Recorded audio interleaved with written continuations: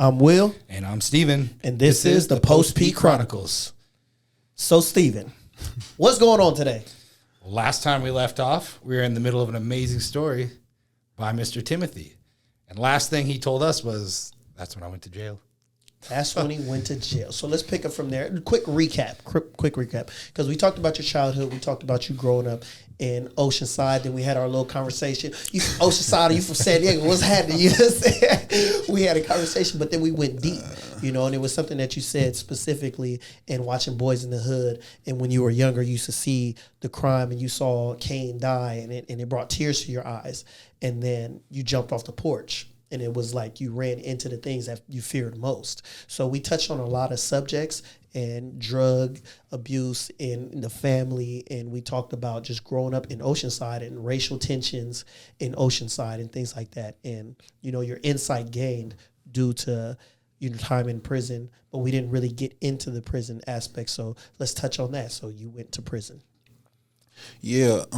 So I, ended up getting sentenced to a 17-year, 8-month sentence in 2008. And yeah, that wasn't my first time to prison, but that was the first time I was about to sit down for a while. Right, because you were charged and you got away with a couple of attempted murders in your younger age. Mm-hmm. And so now it's like there's almost like a you can't touch me when you beat cases and and you didn't beat this one. Right. So how did you feel at that point? Well, to be honest, this was one, 14 and 16 and then 24 and 25. Those are all life sentence, cases that could have ended up a life sentence. But, by the grace of God, I somehow ended up, not even and having to do, more than a year on each one. And most of the time that I spent was either fighting the case or doing a violation as a result of the nature of the crime that I was initially charged for. And then, by the time I hit the 2008 case, I think in my spirit and in my mindset, I had come to a point to where I just felt like defeated.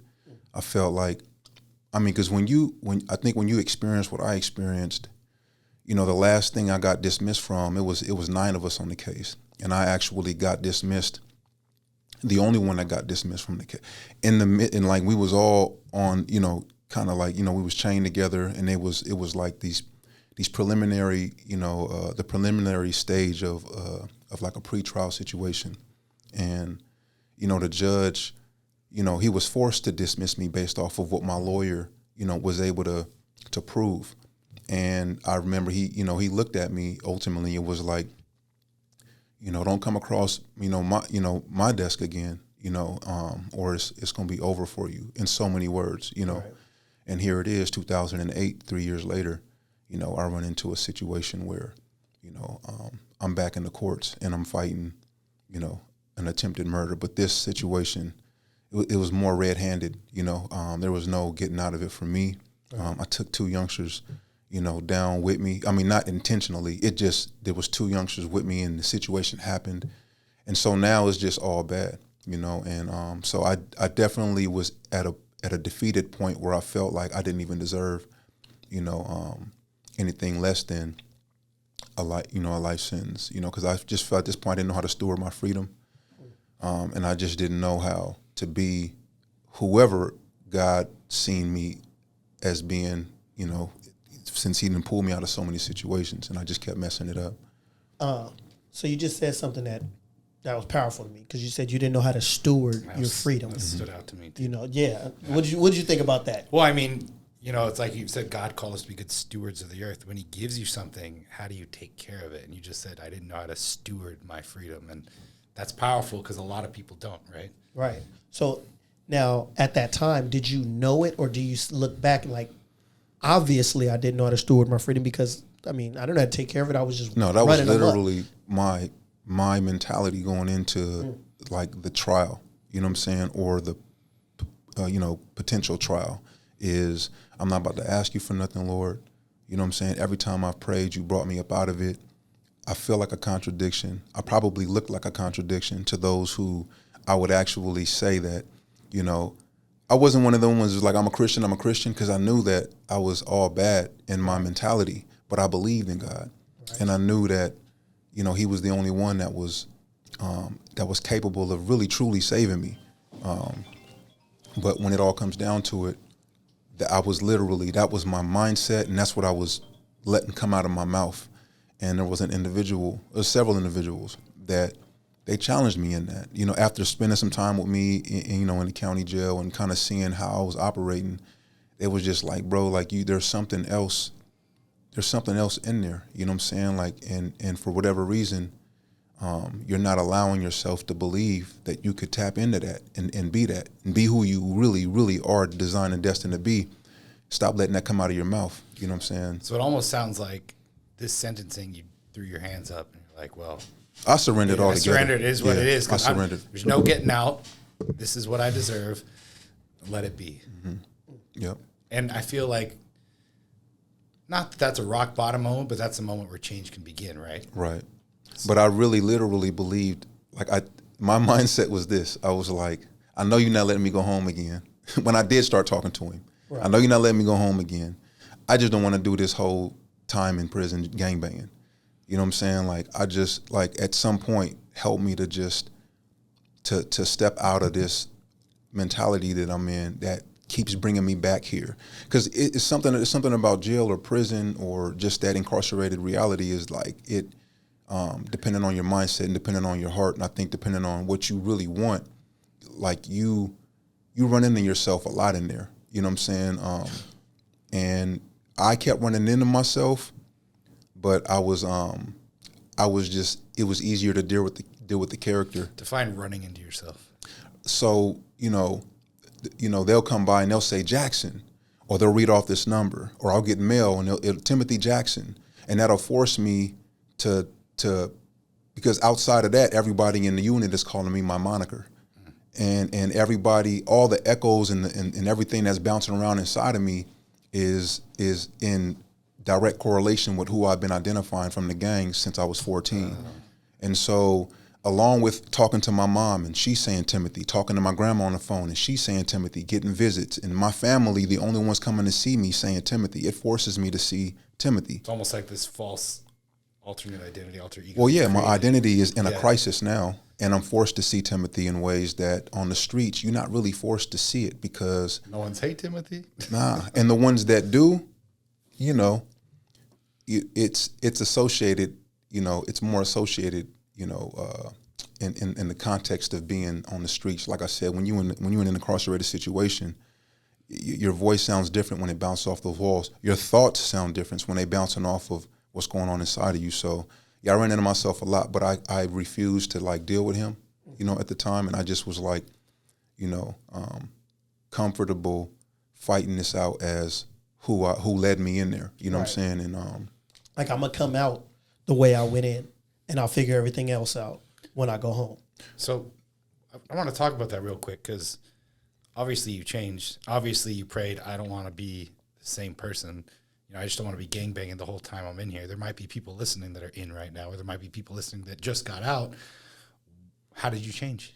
Because you stand before us a different man than the man I was hearing about. Well, that's the thing is to touch on what you just asked and to transition to what you just asked. That was always my reality is I'll just worry about I can't change in here. You know what I'm saying? I have to ride this out. And a lot of me just really didn't want to be alone. I didn't know how to be alone. I didn't know how to be with me. And I think this was the first time I started really feeling like I was alone anyway, and that I needed to really deal with that. And I remember running into an individual. So I kind of had the keys to the unit eventually, and there was an individual, quick story individual who came in, and I didn't necessarily know he had came in, but the individuals who were in the module came to me and was like, hey, I was in the cell. It was like, there's a dude that just came in. We don't want him in here. He don't shower. You know what I'm saying? So we need you to get him up out of here. You kind of handle things in a different way. But if you don't get him out of here, we're going to get him out of here the same way we got him out of here previously. And I was like, so this is when I really started first communicating Lord, I'm not trying to be physical with nobody, and I'm not trying to be nothing physical happening on my watch. Just whoever I'm about to run into, just allow this to transition smoothly. Went down there, looking this knock on the cell, and dude, he's reading the Bible literally, and he's conducting his own little study. And to get to the point, I step in the cell with him. I begin to communicate with him, and then he asks me, "What's going on with you?" And for some reason, it kind of like it was pretty divine, because I wasn't anticipating me to feel a result. The result that I felt on the inside is a result of him asking me, "What's going on with you?" I don't think no one had asked me that since I had been down, and I guess I don't know, something inside of me was waiting for that. But I began to share with him, I'm up against a life sentence. I'm ultimately gonna get it. I deserve it, and that's just what it is.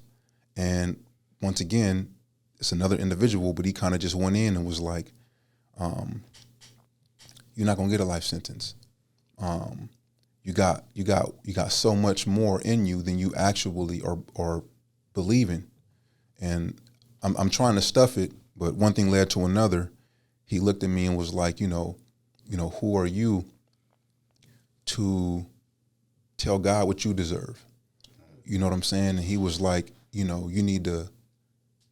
ain't prayed since you've been in. And he was like, you helping the enemy do exactly what he set out to do. You know what I'm saying? And you're surrendering, but you're surrendering, in the wrong way and to the wrong person. And then I was like, it was crazy, man. I went up to, after that, I started crying. It was crazy. I started weeping, and I'm looking at him, and he just like pouring into me. And mind you, it's people outside the cell, out the side of the cell, waiting for you to whoop on. Like, Jackson, what's going on in there? Or waiting for me to tell him he got to roll it up. But I had already submitted, man. I'm like, "God, this is on you." So fast forward, I go to my cell after we continue to chop it up. I ain't tell him nothing about nothing. I just told him, "Hey, I'm gonna bring you in my mind, I said, I'm just gonna bring him his child in the morning, and I'll just figure this out," because I was overwhelmed spiritually. Went upstairs, prayed for the first time. Woke up in the morning to someone, to my doors opening. Went out there, went to go get his tray to take to him. He gone. You know what I'm saying? Like, no one's in his cell, and no one's there. And ain't nobody saying nothing. Like, ain't nobody saying, "Hey, we seen him roll up." Ain't nobody. So it's like, I was left with this. Did he exist? Like this weird reality. Like, is that how you getting at me, Lord? You know what I'm saying? Like, and from there, I begin to really, really believe. Well, everything that everybody had sowed into me since then just began to like kind of soak into my heart. You know what I'm saying? And then fast forward, 2010, I transitioned. So I go to level 4, and I get sentenced. We don't get life. Literally after that, the life came off. 10 years came off of the sentence, and now I'm just facing 17 years, 8 months. I'm just like, man, all like consecutive stuff. So then, we get sentenced. I get to high desert. My points, they drop in 9 months. I go to the level 3. My points drop in 4 months. I go to Mississippi. And then 2 months after I get to Mississippi is when the reality came to where I was able to wake up one morning and I didn't hear that voice. You know what I'm saying? I used to wake up every morning like, "Why can't you stop banging?" This was like almost a ritual for me. Yeah. "Why can't you stop banging?" I needed to hear myself confirm that before I walked out on the yard. So I wasn't confused and I wasn't a liability. And this day, there was no rebuttal, no answer of like why you can't. There was nothing. And so I had just enough quietness in my mind to say, "You going on the yard." Mind you, there was a church service that took place before this particular day where I had submitted some things, everything. And then I went out there on the yard and pretty much committed to walking, as Timothy Jackson. I left the moniker in the middle of the yard, came back in. There was an individual who was considered an enemy direct in my pod, walked right up to him and was like, "From here on out, just call me Timothy." And he was, "That's what I call you anyway." And I was like, "But, I'm not on that no more." And then, what I'm saying? The reality was practice it now. So if you do get the chance to go home, yes, you good. You know what I'm saying? Like you ain't trying to actualize something in an environment after not, after not, giving yourself a chance to practice it, or live it out, while you was given opportunity incarcerated. And the truth is, if you practice it in there, if you change in there, if you work on yourself in there, then you are at a better. You're ahead of the game. You're ahead of the game. You're at a better rate of succeeding once you come home. It's a hostile territory. Exactly. Because a lot of times, a lot of the thinking, like we said, I'll change. I said that. I'll change when I come home. You know what I mean? But the person I am when I came in, that's the person I'm be when I go out. And that's the mindset of a lot of people in there who really want to do better. But you know how it is. You don't want to be alone, or I don't want to be seen as weak, or all these negative thoughts in our head, all this self-doubt in our head. But really the strength is when you can step outside of that and say, no, I'm going to do it right now. And I caught a lot of flack because I looked like I looked. Like I still had hair. You know what I'm saying? A lot of people said I had like a Crip face. It was weird. Like it was just going around. It was just these weird things that would push. Face. Yeah, I'm like, how do you? You look like a Crip. You look like a Crip. You know what I'm saying? How are you not? Like people would say. So it was weird because it would come back to me through people who weren't even really affiliated. Yeah. Like, you like people are saying that you just this or you just that. You know what I'm saying? Like and I'm just like, man, that's crazy. Because I just really do believe in God, and I just really believe that I can go home, and I really do want to go home if I can. You know what I'm saying? And I know the best way to keep myself on that path is if I'm not involved in something that might force me to put my hands on somebody outside of just the normal, like other type of circumstances that could happen. Racial things. Yeah, you know what I'm saying? But it's like attack me, sometimes individuals just don't care about your perspective, and they get themselves into a situation that will pull you if you're not aligned. Yeah. And so, one of the things that stood out to me is, Will talked about all the self-defeating negative talks, but your catalyst for change didn't start till someone spoke life to you and poured into you. And it's crazy how just something that little, a guy you were telling, hey man, you got to go, spoke words of power to you that ultimately ended up this process of change in your life, and someone else did too. And it's like, a lot of people don't have enough of that in their life where someone can come up, pour into them, and speak life, and their perspective will change. Because, growing up a gangbanger in Oceanside, I'm sure a lot of people were speaking death to you. Mm-hmm. And this is what you're destined to be. This is where you got to go. No one maybe took the time to empower you and pour into you and speak life. And it just can drastically change the entire path that you take. And not to mention, like, I think when you are consistently, like I said, I had been up against it. And, I think a lot of us, we don't really understand that. Like, you're not just up against it when you in there fighting a life sentence or you fighting a case. Man, there's a whole department, a law enforcement department, that is kind of rooting for, the district attorney, you know what I'm saying, to actually succeed. I remember my mom, she told me when we was on the phone right after I got my time, she said, I just happened to leave out, and, I sat down because I was overwhelmed. I was trying to understand what just happened. And she said that the detectives and a particular officer came out and they were talking to the DA, and they were like, what did that mean? You know what I'm saying? Like, what? 17 years, 8 months. When possibly will he go home? I'll never forget this. And the DA was like, he could potentially be home in a matter of like 15 to 16 years. If he does great and laws change. And my mom said when she heard that, when their voices started fading because she was looking at the face of the detectives, and they were kind of like, they just seemed like angry and upset at the fact that I had an opportunity to come home again. Like disappointed. It plays on your heart, you know what I'm saying? And it plays on your mindset when you're incarcerated and you want to believe, you know what I'm saying, that you have something to offer outside, but you understand that there's a whole department, and then there's enemies, people that you've hurt that ain't gonna welcome that reality. You know what I'm saying? And, today I can stand and say the officer who arrested me the day that I went in, the arresting officer, me and him have a relationship today, and I work with him hand in hand organizationally to bridge the gap between the youth and the community. and one of the individuals who what could be considered an arch rival when I was before I got incarcerated, I ran into him in a situation studying for school in my neighborhood in a coffee shop that they had built up down there post release, and he banged on me. You know what I'm saying? Like on some like let's get active stuff.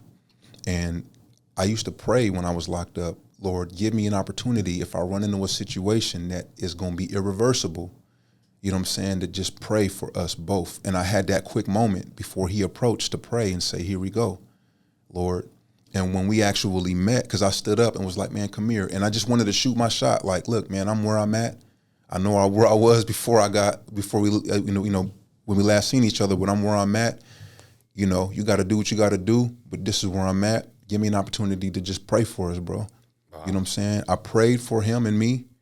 And then, you know, I put my hand on his shoulder, prayed, and he literally just looked at me after the prayer and just nodded his head. You know what I'm saying? And then I turned my back. You know, you got to take advantage of the moments. I just turned my back and walked back to my seat. He went in, got his pizza. His dad was in the car too. Got back in there, but before he got back in that van, he looked, he was like, hey, bro.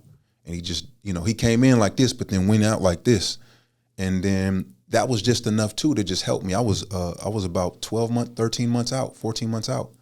That was enough to help me to understand, like, I'm on the right path. I'm on, not only am I on the right path, but it's like, I may not have been able to speak and sow into him, but I know the importance of taking opportunity of a moment. And every time it was like God was like there speaking through someone or praying through someone. So it was like, this is what's got me through and got me home. I came home 8 years, 8 months early.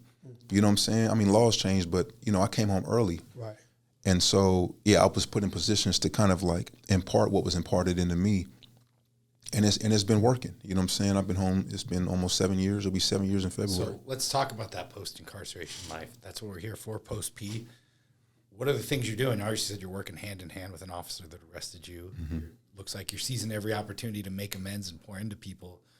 What is Timothy Jackson doing now? So I got connected with the 5 Ventures when I was in there. You know, they laced me up and blessed me with an opportunity to turn a business opportunity for a cleaning service.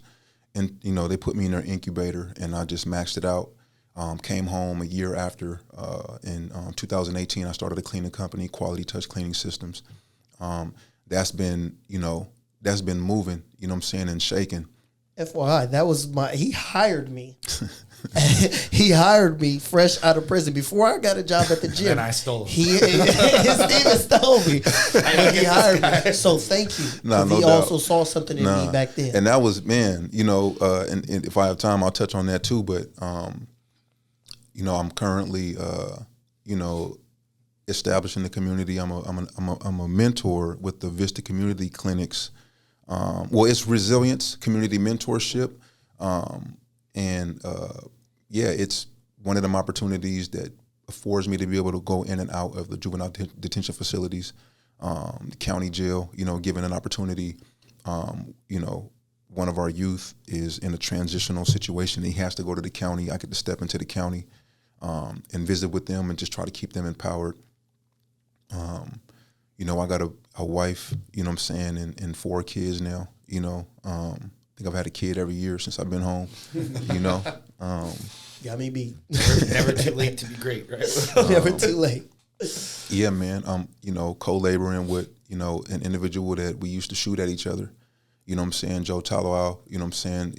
An individual from the Samoan community who has made that transition as well, you know, and we've, you know, I just launched a nonprofit called Epic Hope Foundation, and he's on my board of directors. You know what I'm saying? So we are, you know, arm in arm and just trying to be that reality of what I spoke of in part 1 of, you know, anything is possible. You know what I'm saying? In our community, it's hard to see it because of all the pain that the murders and the tribulations of gang banging and drug addiction has like waged on our communities. But me and him, along with a couple of other individuals in the community who have made that transition, are believing that arm in arm, you know, along with select few from law enforcement that are willing to step in and be vulnerable and transparent, can bring about a certain type of unity, you know what I'm saying, in our city. So that's pretty much what I'm doing, man, just trying to affect change.